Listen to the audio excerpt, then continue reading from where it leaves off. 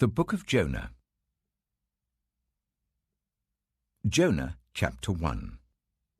The word of the Lord came to Jonah, son of Amittai. Go to the great city of Nineveh and preach against it, because its wickedness has come up before me. But Jonah ran away from the Lord and headed for Tarshish. He went down to Joppa, where he found a ship bound for that port.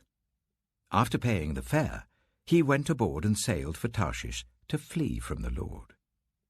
Then the Lord sent a great wind on the sea, and such a violent storm arose that the ship threatened to break up. All the sailors were afraid, and each cried out to his own god. And they threw the cargo into the sea to lighten the ship. But Jonah had gone below deck, where he lay down and fell into a deep sleep. The captain went to him and said, "How can you sleep? Get up and call on your God. Maybe he will take notice of us, so that we will not perish." Then the sailors said to each other, "Come, let us cast lots to find out who is responsible for this calamity." They cast lots, and the lot fell on Jonah. So they asked him, "Tell us, who is responsible for making all this trouble for us? What kind of work do you do? Where do you come from? What is your country? From what people are you?" He answered, "I am a Hebrew, and I worship the Lord, the God of heaven, who made the sea and the dry land." This terrified them, and they asked, "What have you done?" They knew he was running away from the Lord, because he had already told them so. The sea was getting rougher and rougher, so they asked him, "What should we do to you to make the sea calm down for us?" "Pick me up and throw me into the sea," he replied, "and it will become calm. I know that it is my fault that this great storm has come upon you." Instead, the men did their best to row back to land, but they could not, for the sea grew even wilder than before. Then they cried out to the Lord, "Please, Lord, do not let us die for taking this man's life.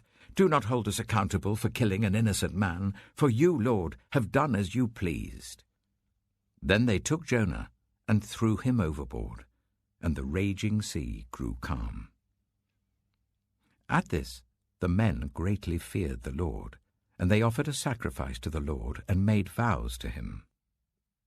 Now the Lord provided a huge fish to swallow Jonah, and Jonah was in the belly of the fish 3 days and 3 nights. Jonah chapter 2.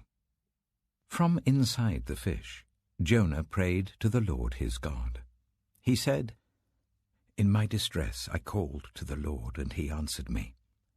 From deep in the realm of the dead I called for help, and you listened to my cry.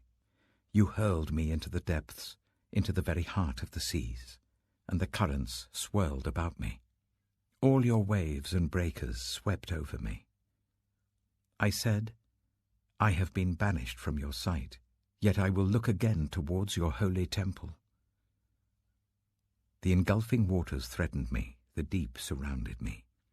Seaweed was wrapped around my head. To the roots of the mountains I sank down. The earth beneath barred me in forever. But you, Lord my God, brought my life up from the pit. When my life was ebbing away, I remembered you, Lord, and my prayer rose to you, to your holy temple. Those who cling to worthless idols turn away from God's love for them. But I, with shouts of grateful praise, will sacrifice to you. What I have vowed, I will make good. I will say, salvation comes from the Lord. And the Lord commanded the fish, and it vomited Jonah onto dry land. Jonah chapter 3. Then the word of the Lord came to Jonah a second time. Go to the great city of Nineveh, and proclaim to it the message I give you. Jonah obeyed the word of the Lord and went to Nineveh. Now Nineveh was a very large city. It took 3 days to go through it. Jonah began by going a day's journey into the city, proclaiming, 40 more days and Nineveh will be overthrown. The Ninevites believed God. A fast was proclaimed, and all of them, from the greatest to the least, put on sackcloth. When Jonah's warning reached the king of Nineveh, he rose from his throne, took off his royal robes, covered himself with sackcloth, and sat down in the dust. This is the proclamation he issued in Nineveh. By the decree of the king and his nobles, do not let people or animals, herds or flocks taste anything. Do not let them eat or drink. But let people and animals be covered with sackcloth. Let everyone call urgently on God. Let them give up their evil ways and their violence. Who knows? God may yet relent and with compassion turn from his fierce anger so that we will not perish. When God saw what they did and how they turned from their evil ways, he relented and did not bring on them the destruction he had threatened. Jonah chapter 4. But to Jonah this seemed very wrong, and he became angry. He prayed to the Lord.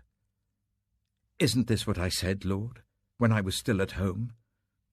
That is what I tried to forestall by fleeing to Tarshish.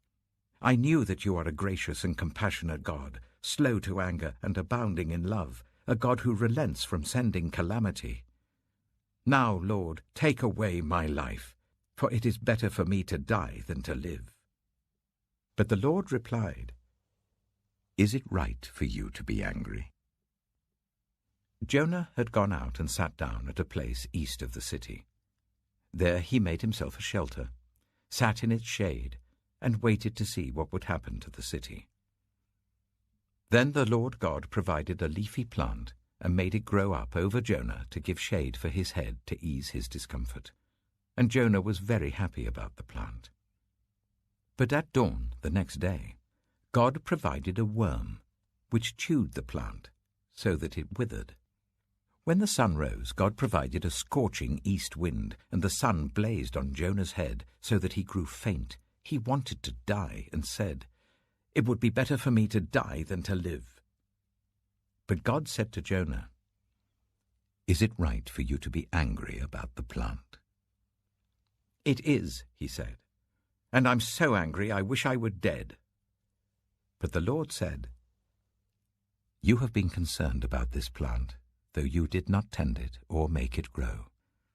It sprang up overnight and died overnight. And should I not have concern for the great city of Nineveh, in which there are more than 120,000 people who cannot tell their right hand from their left, and also many animals?"